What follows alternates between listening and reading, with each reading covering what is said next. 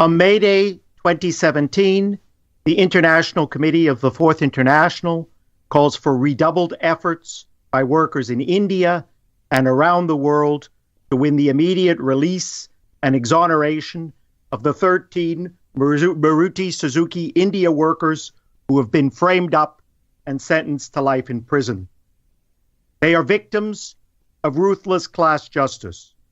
Workers at Maruti Suzuki's Manesar car assembly plant in northern India, these 13 men have been condemned to spend the rest of their lives in the living hell that is an Indian prison as the result of a ruling class conspiracy.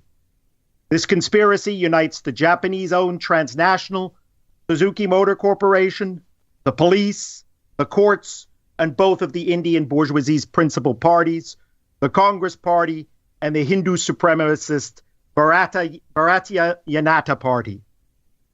The workers' only crime was to have challenged the brutal sweatshop conditions, poverty wages, speed-up, precarious contract labor jobs that prevail across India, including in its new globally integrated manufacturing sector. 12 of the 13 were leaders of the Maruti Suzuki Workers' Union. Workers at the Manesar plant established the Maruti Suzuki Workers' Union through a series of militant strikes in 2011-12 and in bitter struggle against a government-recognized, company-backed stooge union that connived in their exploitation. The pretext for the frame-up of the 13, the arrest and imprisonment for 3 years of close to 150 other workers, and a government-supported purge of the Manesar workforce in which the company fired and replaced 2,300 workers, was a company-provoked altercation on July 18, 2012. In the midst of this altercation, a fire mysteriously erupted that killed the one company manager sympathetic to the workers. Since 2012, the World Socialist website has published numerous articles exposing the state vendetta against the Maruti Suzuki workers, and will continue to do so.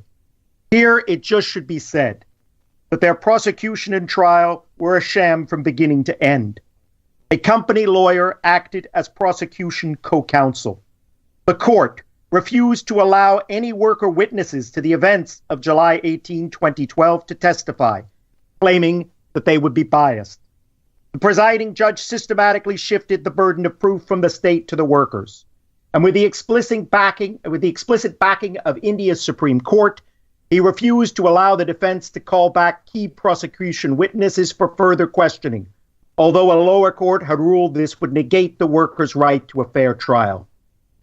Defense lawyers demonstrated that the police had illegally colluded with the company, arresting workers on the basis of company-supplied lists, and repeatedly fabricated evidence.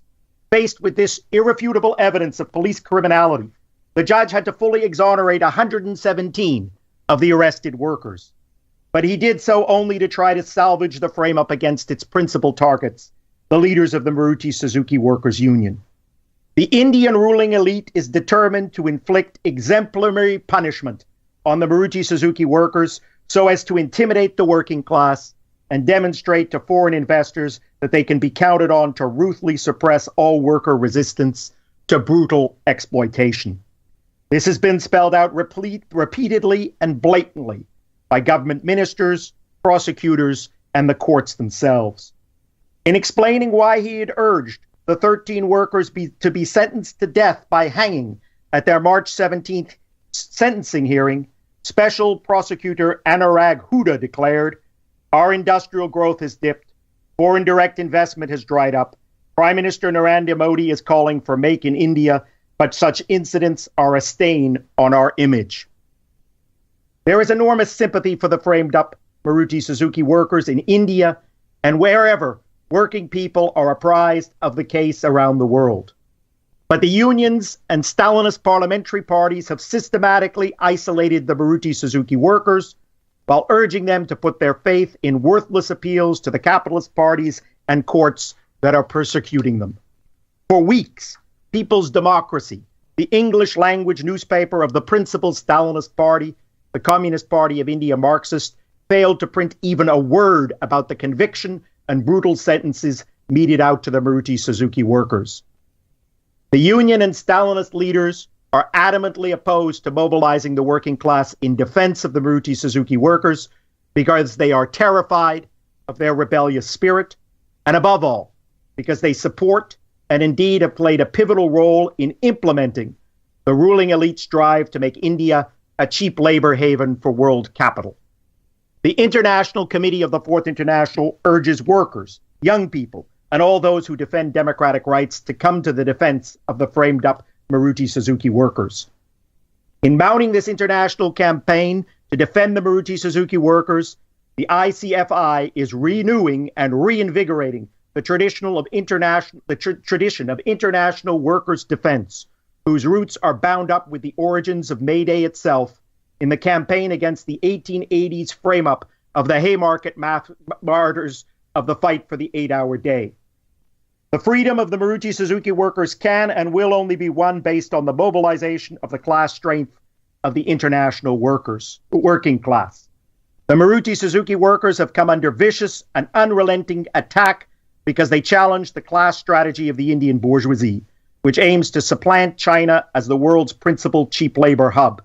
But their struggle also threatened the strategy of the global transnationals like Suzuki, which scour the world for the cheapest labor costs so as to maximize profits and shareholder returns.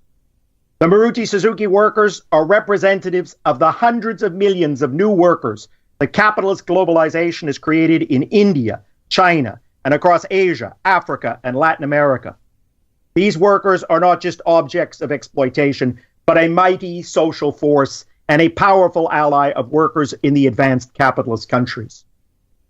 Workers in North America, Europe, and Japan must reject the economic nationalism and chauvinism promoted by Trump, Le Pen, and the trade unions, and join forces with the workers of Asia, Latin America, Africa, in the struggle for decent, secure jobs and social rights, and against imperialist war, one of whose principal aims is the re-enslavement of the masses in the historically oppressed countries. In challenging sweatshop exploitation, the Maruti Suzuki workers were striking a blow not only for workers in India, but for workers around the world. Their defense is a vital first step in forging the international unity of the working class that is needed to fight global capital. That is, in making the objective unity of the international working class a conscious political strategy.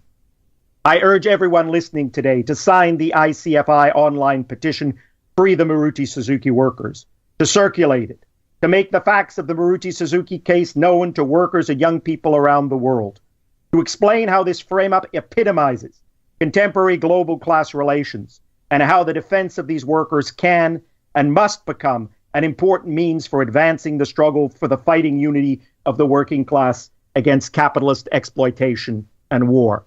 Thank you.